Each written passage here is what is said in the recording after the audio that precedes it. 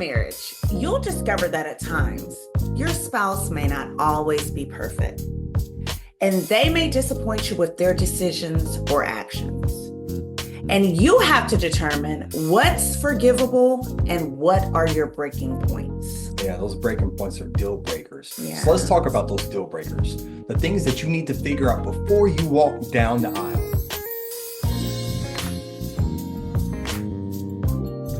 Hey gang, we're Brandon and Jacqueline, and this is the Marriage Bubble video series where we share details about how to build a marriage that lasts. Welcome back. Yeah.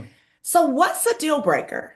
Deal breakers are non-negotiables, things that if ignored will destroy your marriage over time. Yeah, now understand this. There are only three ways to view deal breakers. One is viewing before you get married. The second one is after you get married. And when you're dating, there are more things to consider in deal breakers. But when you get married, the viewpoint of deal breakers changes a little bit. It gets a little bit smaller. There are some things that are more than just clean-cut deal breakers in a relationship. There are nuances. You have to be able to determine if the offense that has taken place was a mistake or was it a behavior. Mistake is a one-time. Behavior is a consistent and constant pattern.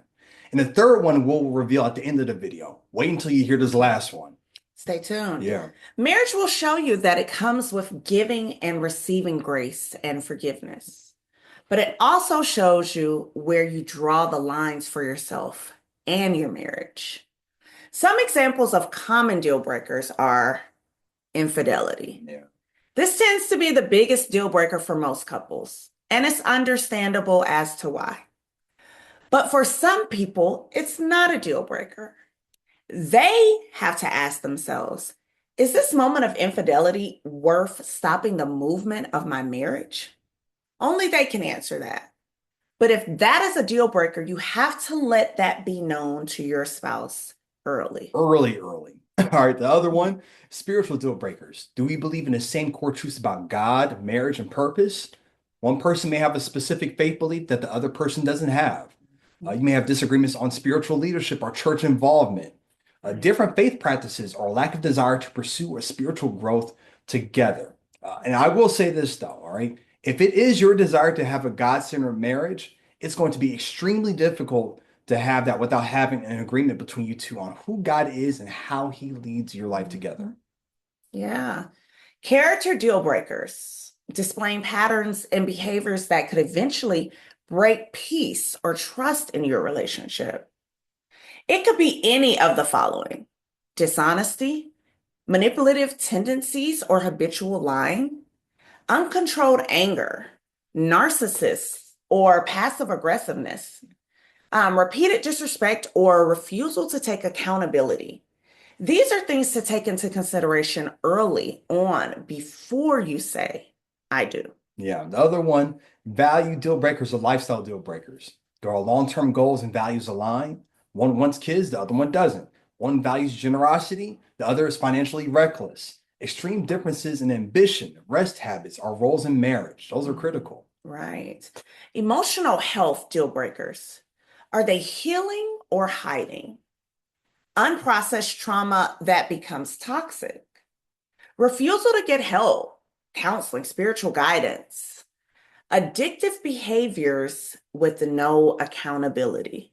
Yeah, listen, deal breakers aren't about finding someone perfect. They're about protecting your peace, your purpose, and your future. What you tolerate before marriage will happen inside of it. Absolutely. Expanded. How to break the ice for a deal breaker conversation. Starting this kind of conversation can obviously feel awkward, especially if you're not trying to scare the other person off. Here's a simple, soft intro to use.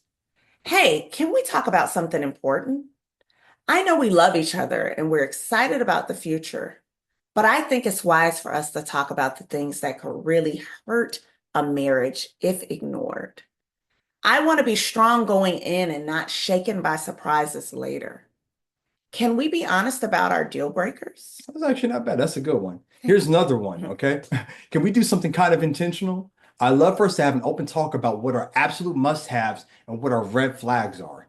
Not because anything's wrong, but because I want to build our marriage the right way. I like that. Yeah. If you're too afraid to ask the real questions now, you might live with the painful answers later.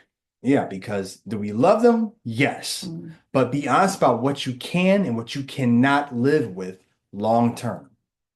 Deal breakers don't make you harsh, they make you clear. And clarity is kindness for you and for them.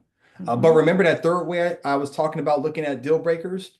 Well, here it is. The third way to view a deal breaker is to believe that you have none. There are no deal breakers. You love that person through every little thing and bit. Some people are like that from the beginning, while it may take others time to get there. But the crazy thing about deal breakers is that as you move along in marriage, especially a healthy marriage, Mhm. you find yourself being more forgiving, more loving, and more open to work with each other to get through those challenging moments or flaws. Suddenly, those deal breakers aren't so hardcore anymore. And that can only happen if the both of you know that you've put in the work to actually try to be the best to each other and for each other. And if so, then grace can be given easily. Absolutely.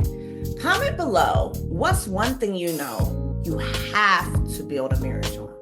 Yeah, and listen, thank you guys for watching our videos. Make sure that you're subscribing, and we look forward to catching you on the next one. All right, take care. Peace.